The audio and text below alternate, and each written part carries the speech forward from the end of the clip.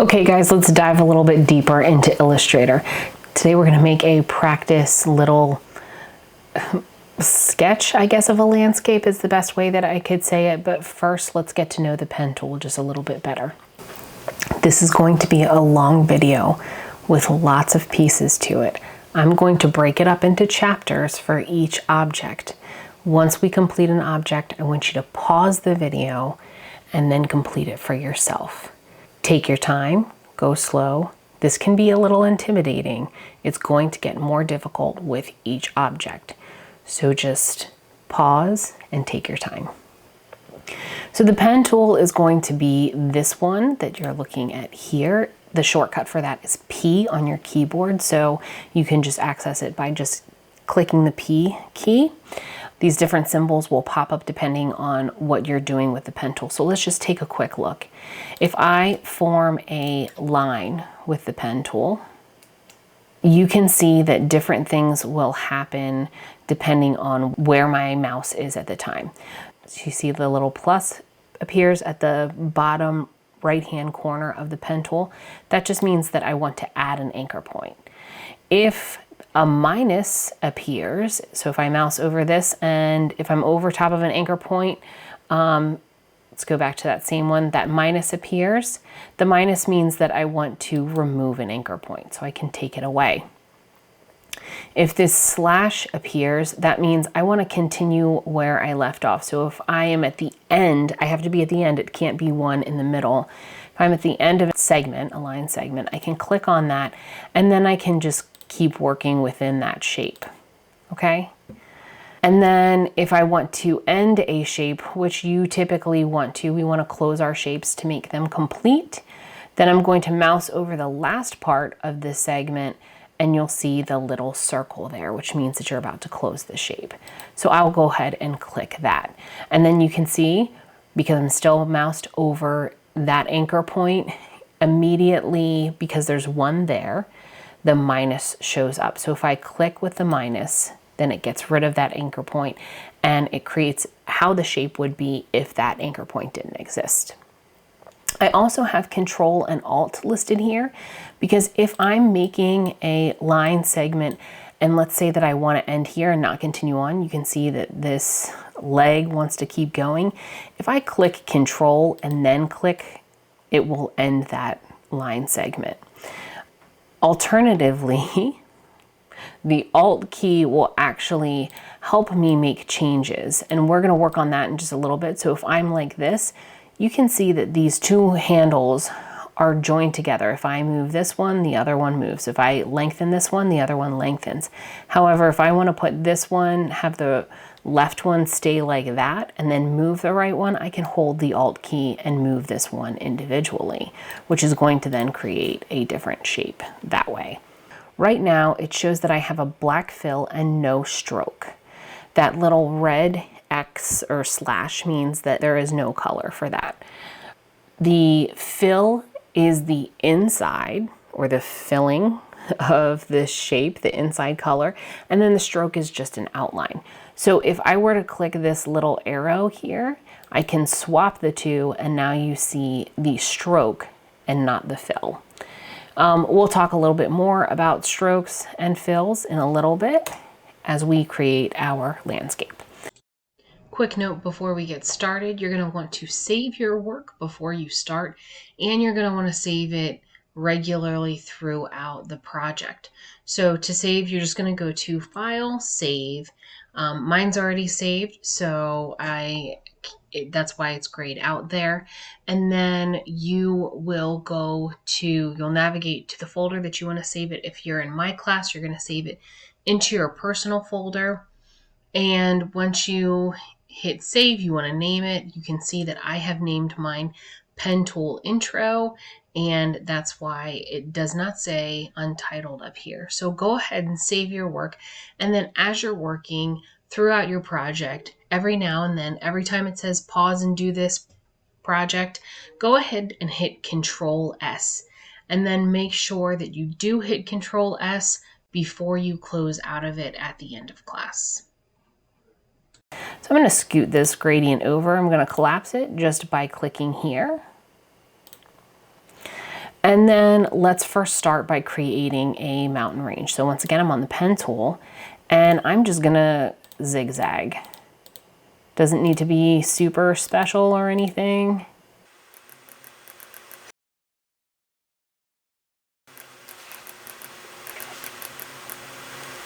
All right, so I've got my zigzaggy mountain range and I am going to close the shape like I mentioned before. So I come back to the original point and I get that little circle and I can close the shape. And now I'm free to start another shape.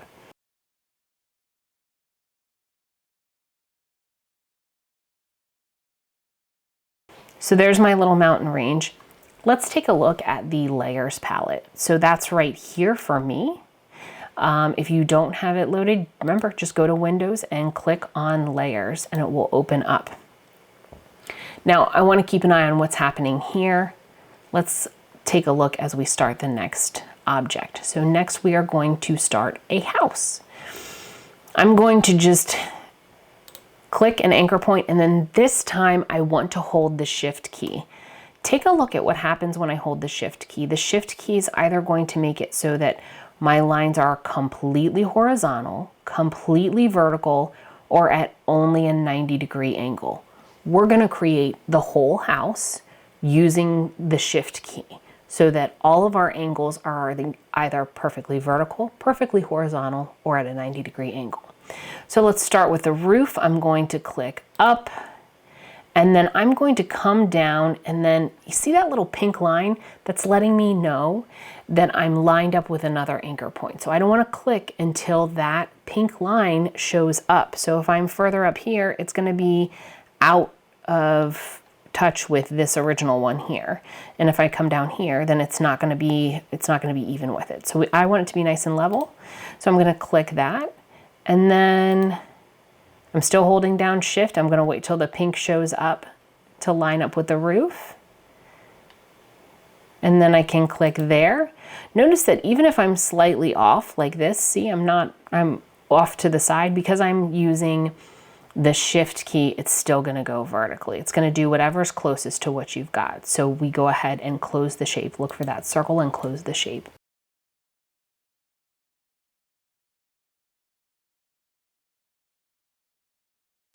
So now I have the mountain range that I just did freehand with zigzags, and I have the house that I did with the shift key.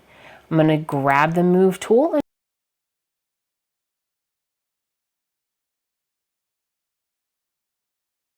and just get that out of the way for a second, or put it wherever I want. I can even put it off of the artboard if I want to get it out of the way and then bring it back. We'll be taking a look at all of that stuff in a little bit. Once again, notice that I have no fill and I have a stroke. How do I make it so that there is no fill? The default is for it to be filled with white. So you can see that when I hit that and this was selected, it's now filled with white because you can't see what's behind it. That's okay. We're going to come back to all of that anyway. So next, let's make a hill and a pond. So we're going to make a hill in front of the mountain range but behind the house, and then we're going to do a pond in the foreground. It's going to be simple, it's going to be messy, and it's going to be okay. All right, so I'm going to click along the edge here, and this time instead of just clicking, I'm going to click and drag. And then that allows me to have these handles, and the handles are going to allow me to create a curved object instead of just a straight line. So I'm going to just click and drag and make myself just a little hillside here. And then click toward the edge, and once again, I want to get into the habit of closing my shapes.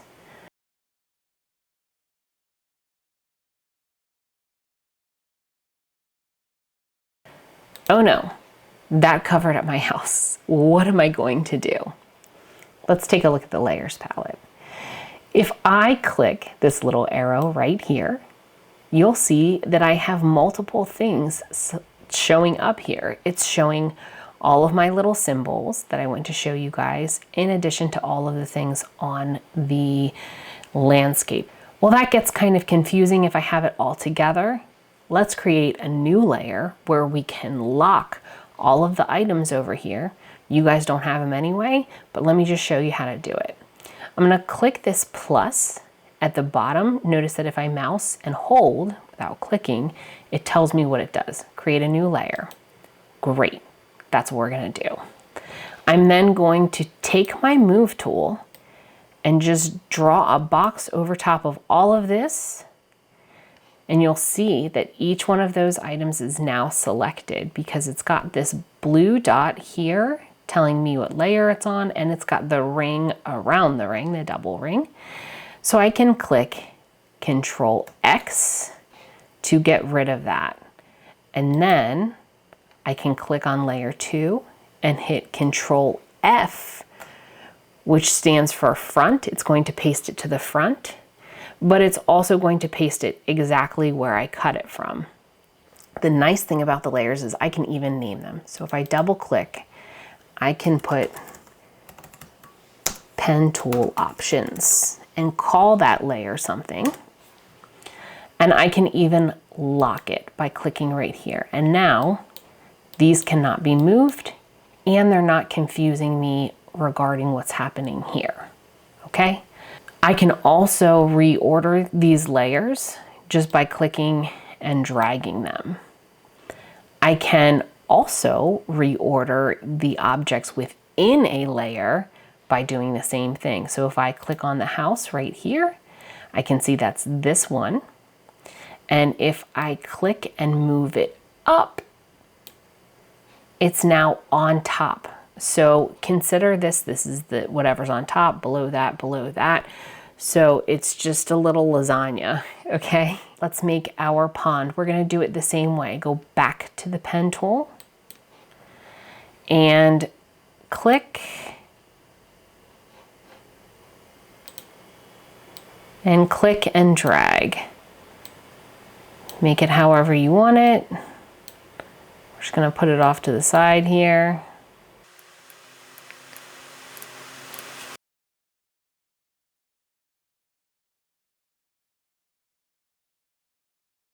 Keep in mind, we're getting a little bit trickier each time. We started just with a simple zigzag. We held down the shift key. Now we're working on curves. All right, we're gonna make a bird. The way that we're gonna do that is we're gonna make it large first and then we're gonna rescale it. So I'm gonna click and I'm actually going to drag up and I'm holding the shift key. Notice that much like the shift key makes the lines straight for the actual house when you're making the lines, it also will hold your handlebars there at either a vertical, horizontal, or 90-degree angle. So we're gonna go up. I'm gonna go about there, and then I wanna line up with the next one, and I'm gonna click, and this time I'm gonna drag down and try to make it so those two top ones are level. All right. Before I let go of my mouse, I still have my mouse clicked, I'm holding it, right? I'm then going to take my finger off the shift and change it to the Alt key. And I'm going to now break these two handlebars apart and have them meet one another up here. What that's going to do is then create this deep point. So I'm going to go about the same distance across, and it'll tell me, once again, with that pink line once I get there. All right, and then I'm going to click, hold shift, and drag down. And then I've got kind of a seagull of sorts. To end that line, I'm gonna hit Control. I don't have to close this shape because we're gonna do something with that, just the stroke.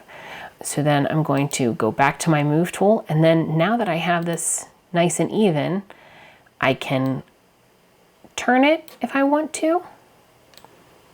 I can shrink it by holding down the shift key if I want to keep it the same size. I can even copy it. So if I click on it and then use the Alt key and click and drag, it's going to make a copy of it. And I can click, hold down shift so it doesn't get too crazy. And now I have 2 birds. Let's make a 3rd one. Holding down the Alt key and just dragging. There we go. I have my 3 simple birds.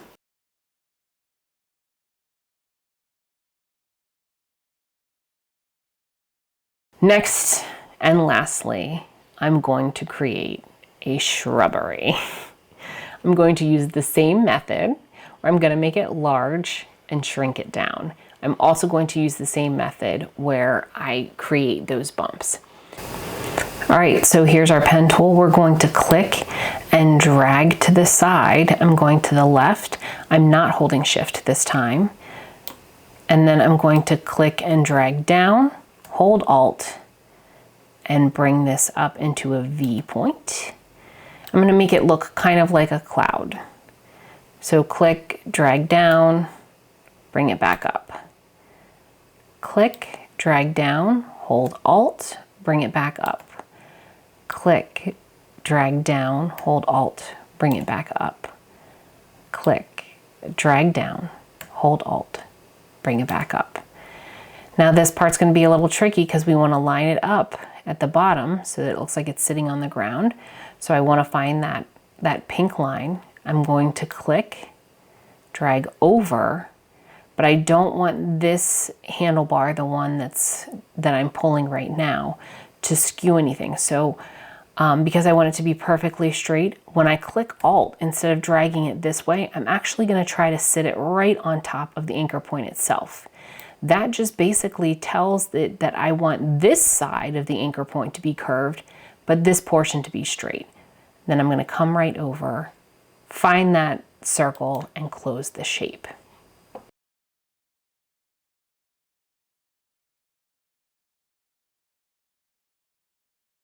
All right, great job, guys. You already made all of your pieces. Let's go ahead and organize them and color them. As we spoke about before, currently they all, except for the mountain range, have a fill of white and a stroke of black. If you were to do a quick image search on Google of professional graphics, and I just look at images, what you'll notice is that very few of them have strokes. I'm warning you right now, a very easy way to look like a novice is to have strokes everywhere.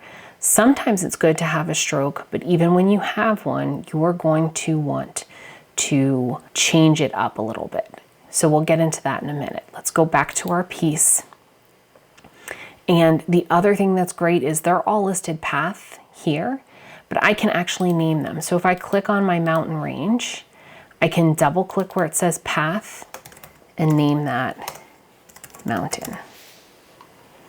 I can click on the shrubbery and put bush.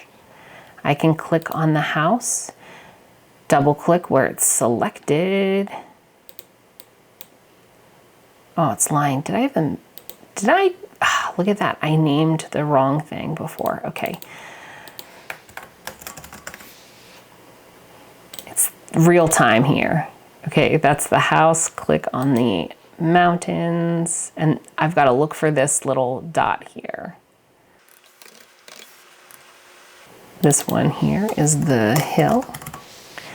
So I'm just naming these. I can also select them through here. If I'm like, oh, I don't know what this path is, I can click, and that is a bird.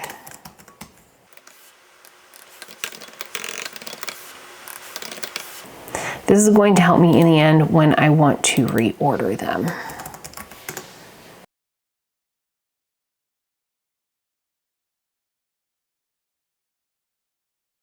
Since we're on the pond right now, let's go ahead and make changes to that. I'm going to double click in the fill right here. And then I'm going to pick a blue, so I can choose this way, and then I can choose any of these. Okay. And then I want to get rid of the stroke, so I'm going to click on the stroke here and then go to that slash. So now we're going to do that with each shape. Go ahead and click on the hillside. Double click on the fill. Let's make it green.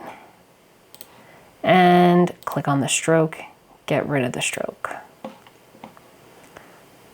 the shrub. Let's shrink it first. I'm gonna hold down Shift. If I don't hold down Shift, it'll skew it. If you wanna skew it, that's fine. If you want it to stay the same dimensions, then you'll wanna make sure that you hold down Shift. We're going green. Let's go a darker green this time. Oh, I didn't get rid of the stroke. Oh, look at that. Let's get rid of it. Click on the stroke, get rid of that. I've got the house here, double click. Let's make it like a dark red, like maybe to symbolize brick, I guess. I don't know. Obviously not making the most beautiful piece here, that's okay. All right, there are two other things that I want to show you. Let's get this color moved over. I'm going to show you how to make a gradient first of all. So for the mountain range, you can choose a color. We're going to change it anyway, but if that helps you to kind of like think of it as filled, that's fine. I'm going to click this right here, which is the gradient. I can also get it by just clicking G on my keyboard. And if I click on my object here, it's going to turn it into a gradient. It's automatically going to make it black and white, and it's going side to side. I want it to go up and down, so I'm going to click and drag. And then that's going to create a gradient. I don't want to use these colors, so I'm going to use, let's open up, this is the swatches. Remember, if you don't have that, then you can go to Window. And then I'm going to click on this. This is called a stop, and make that a dark blue. And I still want this to be white because I want it to feel like it's snow capped. However, the caps only happen at the top. So if I go to the gradient palette or window here, once again, if you need it, if it's not out, you can go to gradient. See how it's checked now? And I can add an additional stop just by clicking. If I take this one and drag it real close to the white, you can see that the gradation happens much. I can even move this stop down so I get those kind of snow peaks. I don't want them to be totally white because once I remove the stroke, it's not going to show up. But I do want these to appear kind of close together. I can even add another stop by clicking here and just make those two nice and tight. Click the stroke and go to the slash.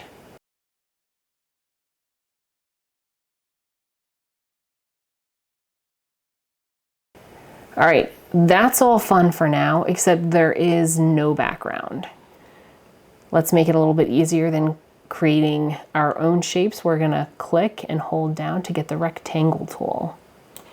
You can see the shortcut for that is M, and I am going to do that. Let's go back to the gradient palette and let's make this green. You can see I just double clicked on that. That's another way you could do. You could drag a swatch on top of it. There's so many ways you can change color on a gradient. And then I have these stops here that I'm going to want to get rid of. Oh, look at this. Why is it not showing up? Because I made a typical silly mistake. I'm selected on my stroke. Isn't that crazy? Let's get rid of that. And I want to choose my fill. That's what I'm working on here. Back to the gradient palette, double click, choose a green. I'm going to choose another green, so it's a gradual change. Let's make it lighter. But then I've got these three. I don't want these ones, these extra ones here. Easy way to get rid of them. Click and pull to drag them down. If you drag them down, they just go away. Okay? Let's make this a little darker still. I can even do that with the slides. Once again, this ends up on top of everything else. What a bummer. I can just click and drag it to the bottom. Let's do the same thing to make a sky. Make a rectangle.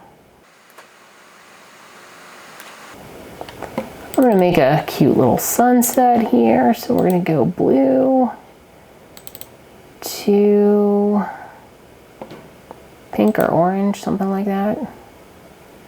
Actually, it should be the other way around. There's a couple ways I can change that. I could grab my gradient tool and click and drag up, or I could even just take my stops and switch them around. I just created a stop that I didn't want, sorry. All right, once again, we need to put that lower. Let me show you a shortcut for this though. And I want to move this rectangle down. I can click and drag it in my layers palette just like we have been doing, or I can hit Control. The left bracket is going to take things down, whereas the right bracket is going to take them up. So you can actually see that rectangle moving down.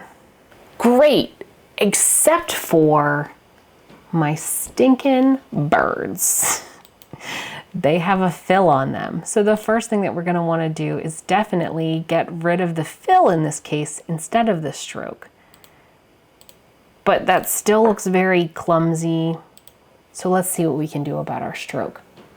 First of all, if you look up here, it says 1 point. Let's zoom in so you can see a little bit better. Let's come to the birds here.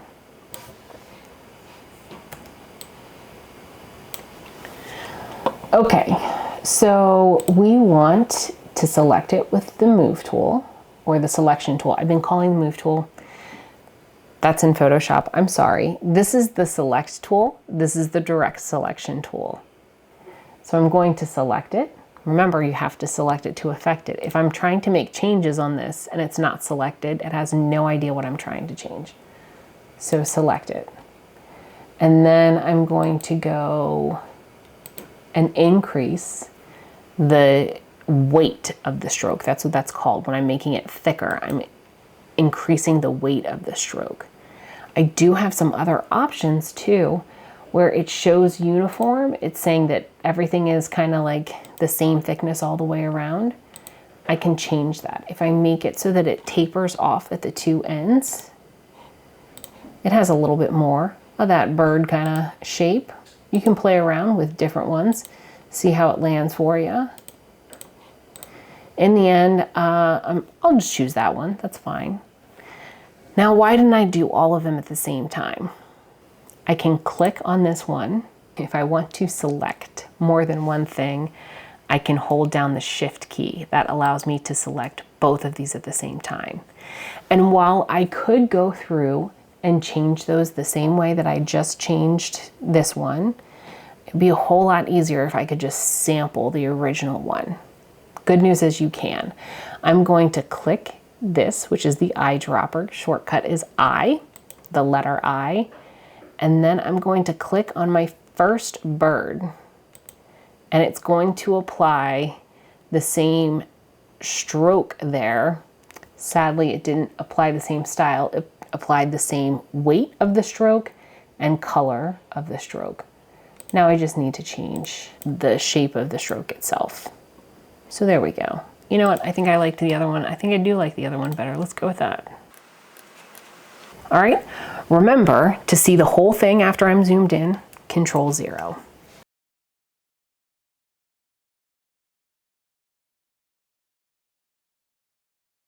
Let's bump this. Let's bump this up. This hill wants to be higher up, I think. Remember, if I want to just make a copy of my shrub, I can just hold down the Alt key. From here, I want you guys to add, oh no, look at this. The pond is going into the hill. That doesn't make any sense. I'm just resizing it. Look at that. Looks like it makes so much more sense now.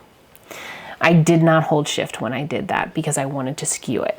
From here, I want you guys to add at least 3 more elements to your landscape. Everything else should look pretty much exactly the same. Obviously, some of your colors are going to vary a little bit. I'm not gonna go into how to make the same exact colors. We'll do that another time. All right, guys, good luck. Have a good time.